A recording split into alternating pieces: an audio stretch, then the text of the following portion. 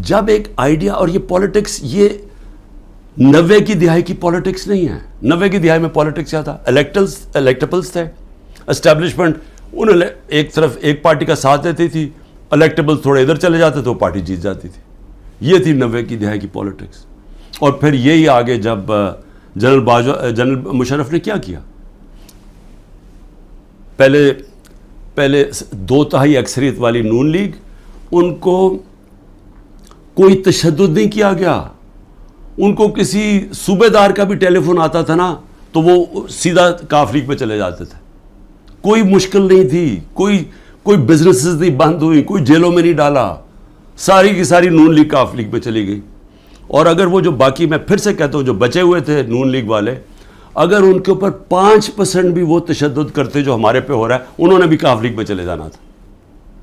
تو وہ پالیٹکس, وہ زمانہ چلا گیا ہے. یہ اب پالیٹکس ہے 1970 کی پالیٹکس. یہ آ گئی ہے نظریے کی پالیٹکس. 1970 کے بعد پاکستان میں نظریہ ختم کیا گیا تھا. جنرل ضیاء الحق نے نان پارٹی بیس الیکشن کروا کے نظریہ ختم کر دیا تھا. وہ جو 1970 کے اندر جو نظریاتی پالیٹکس تھی, اس نے سارے پرانے پولیٹیکل ہاؤسز کو اڑا دیا. ویسٹ پاکستان میں ذوالفقار علی بھٹو نے, اور ایسٹ پاکستان میں مجیب الرحمان نے. صرف نظریہ جیتا تھا. یہ آ گئی ہے نظریاتی پالیٹکس.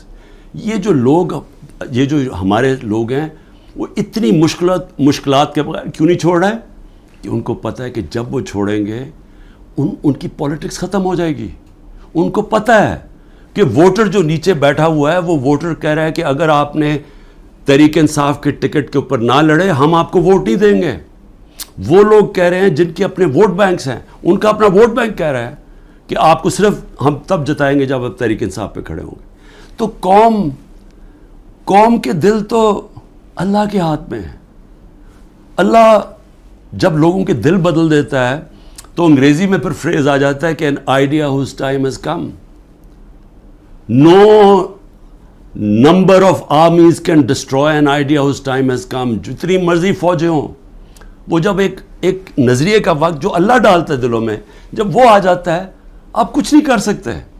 آپ جو بھی کریں گے وہ بیک فائر کرے گا.